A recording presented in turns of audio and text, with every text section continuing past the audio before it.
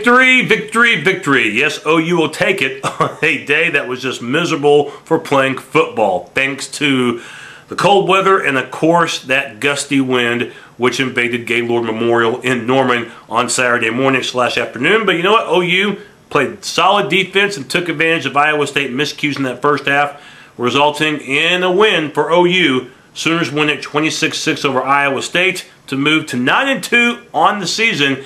And coming up for the Sooners, it's Bedlam. Sooners and Oklahoma State Cowboys, December the 3rd in Stillwater for the second straight year. And if OU can win, it'll mean a share of the Big 12 championship and also the automatic bid for a BCS game. No question the wind was a huge factor on Saturday. But the funny thing about this game, and this is something I don't understand, OU's best play came in the second quarter against that gusty wind. At times the wind would get up to 45 miles an hour. It was cold. It was just flat out miserable for playing football, but the Sooners were able to brave the elements. Iowa State, on one hand, you look at what they did in the first half, which other than taking advantage of a special teams miscue by OU and becoming the recipient of a deflected pass for a touchdown, Iowa State could do nothing at all. In fact, they couldn't do anything for the game offensively. A lot of that you have to credit to OU, but also, on one hand, you have to say, man, Iowa State, you're resembling Butterfingers. I mean, they had 3 fumbles all in the first half and also an interception. So you could say that the Cyclones were their own worst enemy early on. And when it comes to trying to pull off an upset, another gigantic upset, which Iowa State was trying to do, they took themselves out of that possibility with those early miscues. They found themselves behind 23-6 at halftime. And with the way OU's defense was playing and with those elements, at that point you just had the feeling that Iowa State had already lost the ballgame because their offense just couldn't do anything. And for the OU defense, a big bounce back. And I know that Baylor has a better offense than Iowa State. But for OU, they had to prove to themselves that, you know what, they can play good rush and good pass defense. They made some adjustments today.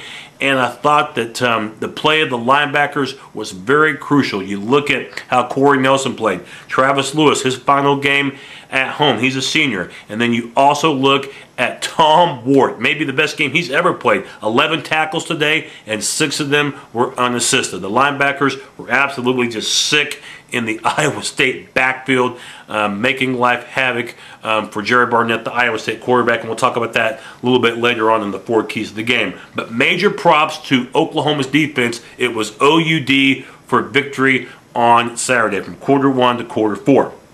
The OU offense, and everything that's going to stick out to me about this game was the offensive line. It was terrific job of protecting Landry Jones. For the most part, Iowa State didn't put pressure on Landry. And the ground game, over 250 yards on the ground. Trey Franks getting a couple of big runs on some trick plays. And then also Roy Finch with over 80 yards on the ground, as well as Brandon Williams.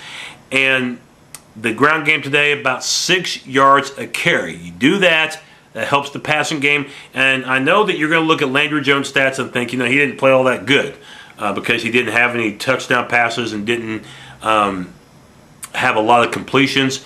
And also, too, to the fact that he had a couple of interceptions. But remember, both the interceptions came in the fourth quarter where the game was pretty much well in hand.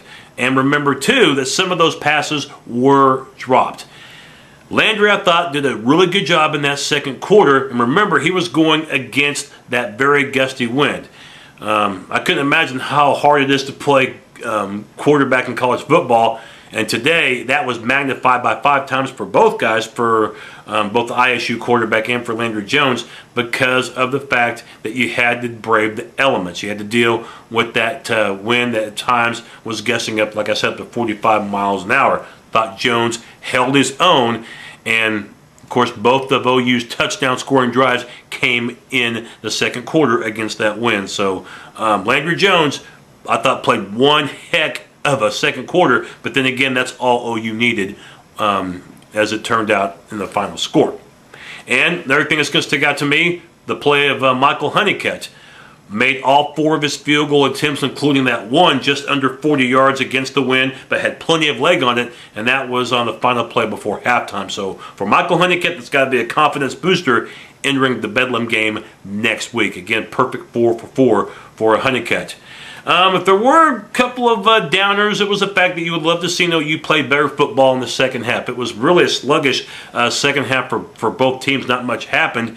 And I think the other thing you would have loved to have seen was a little bit better play from the short yardage situation. For the first time all season, we found out that the Belldozer formation, in which third-team QB Blake Bell comes in, because he's got a little bit more muscle, a little bigger, and you could use him in short yard situations or in goal line situations. Well, we found that it was a mortal formation today, because 2 of the first 3 times they ran it, Iowa State stuffed it, and there was a time on second goal from the 1 in which Blake Bell thought he was Tim Tebow and tried to throw it in the end zone, and it got picked off. And that time, obviously, it turned into nothing for the Sooners on that scoring threat. But of course, Bell would make amends for it by scoring a couple of touchdowns in the second quarter. That's 6 TDs now in the past 2 games for Blake Bell. So, yeah, at times that formation worked, but for the first time this year, there were some times where it didn't work.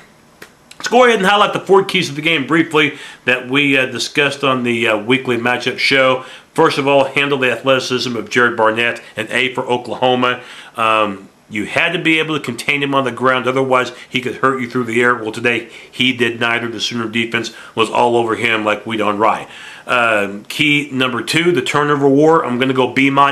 Even though both teams had the same amount of turnovers, 4 apiece, it's when the turnovers occurred that made a big difference. Iowa State committing most of their turnovers in the second quarter, and that's when the Sooners got hot. OU, like I said, did commit a couple of turnovers in that second half in the fourth quarter, but by then the issue was decided. Key 3, contain the penalties. I'm going to go B+. Last week, the Sooners were plagued by penalties, nearly 100 yards worth. On this day, only 35 yards worth of penalties and 4 penalties total. So much better job by the Sooners. And key number 4, don't let this game come down to the fourth quarter. An A for the Sooners. Even though Oklahoma didn't score in the third quarter, and even though they only scored 3 points in the fourth, because the defense was playing so well, it didn't matter at all how many OU scored at all, because they had a big enough pad entering the fourth quarter, and you just never got the feeling that Iowa State entering that fourth quarter was going to have enough mustard to come back and win this game, and they certainly did not. So props to the Oklahoma defense, and big props to the OU offensive line. I thought they were the biggest contributors in this victory, 26-6. Feels good to get a win any way you can get it. And now it's on to Bedlam, December 3rd. OSU has already won a share of the Big 12 championship, but OU could get the last laugh and beat OSU for the 9th straight year, and more importantly, get that automatic bid for a major bowl for a BCS bowl game. Should be a lot of fun in Stillwater. Oklahoma at Oklahoma State, December 3rd at 7 o'clock. I'll have my weekly matchup show of Bedlam coming up in a few days, probably on Wednesday. Again, final score 26-6. OU gets the victory and remains perfect against the Cyclones in the Bob Stoops era.